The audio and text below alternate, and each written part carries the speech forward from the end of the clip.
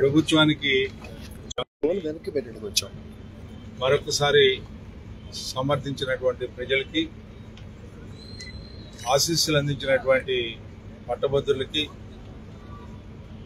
సహకరించినటువంటి ప్రతి వర్గానికి కూడా నా హృదయపూర్వకమైనటువంటి ధన్యవాదాలు తెలుపుకుంటా ఉన్నాను.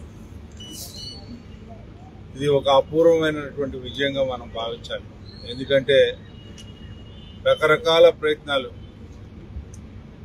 ముందు వైసీపీ అభ్యర్థి అన్నారు, ఆ తర్వాత వైసీపీ పార్టీ వారు ప్రభుత్వం మీద నమ్మకం లేదు, ప్రజాస్వామ్య విలువలు కాపాడలేరు అని చెప్పి ఉద్దేశంతో ఎన్నికల్ని బహిష్కరిస్తామని చెప్పినటువంటి ఈ పెద్దలు మరలా మనం ఎవరైతే తెలుగుదేశం పార్టీ కూటమికి ఎదురుగా పోటీ చేస్తున్నారో ఆ అభ్యర్థులకి మనం మద్దతు పలకాలని చెప్పినటువంటి మాటలు, అంటే ఎప్పటికప్పుడు మాటలు మార్చుకుంటూ ఈ సమాజానికి చేసిన అన్యాయం మర్చిపోయారనుకుని మరలా ఈ రోజున ముందుకు వచ్చినటువంటి వైసీపీ సమర్థించినటువంటి పీడీఎఫ్ అభ్యర్థి ఇద్దరికి కూడా ప్రజలు గుణపాఠం చెప్పారని నేను అనుకుంటా ఉన్నాను. ఎందుకంటే ఈ రోజున వీళ్ళందరూ ఏదేదో మాట్లాడుతూ ఉన్నారు. ఒక్క బూత్ అంటే ఒక్క బూత్ 483 బూతుల్లో ఏ ఒక్క బూతులైనా సరే మెజార్టీ వచ్చిందా అని చెప్పి నేను అడుగుతాను. అసత్య ఆరోపణలు చేసుకుంటూ ఎదుటివాడి మీద బురద చల్లటమే ధ్యేయంగా పెట్టుకుంటూ ఆడలేక మధ్యలో ఓడు అన్నట్టుగా ఆ రకమైన విధానంతో ఈ రోజున మీరు రాజకీయాల్లో కొనసాగాలనుకుంటే ఇప్పటికే చరిత్ర చాలా చెప్తా ఉంది ఎందుకు దూరం అవుతున్నారో ప్రజలకని. మళ్ళా ఇలాంటి అవాస్తవాలను ప్రజల్లో తీసుకొని మీరు ఇతర రాజకీయ పార్టీలాగా మీరు కూడా తయారైపోతే ఈ రోజున మీకు ఆ గౌరవం ఉండదని చెప్పి ప్రత్యేకంగా మనవి చేసుకుంటూ ఈ రోజున కూటమి నాయకత్వాన్ని బలపరిచినటువంటి అభ్యర్థిని గెలిపించాలని చెప్పి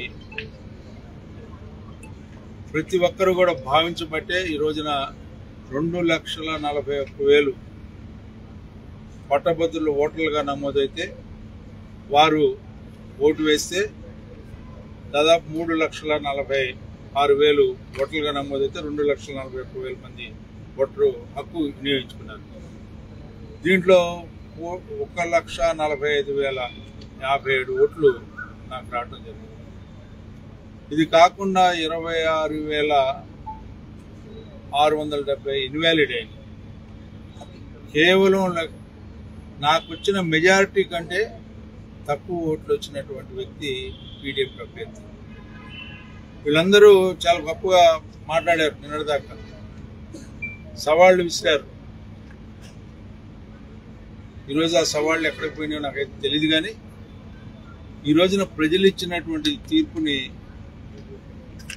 ఇది గొప్ప తీర్పుగా నేను భావిస్తూ ఈ తీర్పుని రావడానికి కృషి చేసినటువంటి కార్యకర్తలకి, అదేవిధంగా శాసనసభ్యులకి, శాసన మండలి సభ్యులకి, మంత్రులకి, ఇన్ఛార్జి మంత్రులకి, పార్లమెంట్ అధ్యక్షులకి, పార్లమెంటు సభ్యులకి, అదేవిధంగా కూటమి నాయకత్వానికి నన్ను బలపరిచినటువంటి పెద్దలు చంద్రబాబు నాయుడు గారికి, పవన్ కళ్యాణ్ గారికి, పురంధేశ్వరి గారికి, మరి ముఖ్యంగా లోకేష్ గారికి.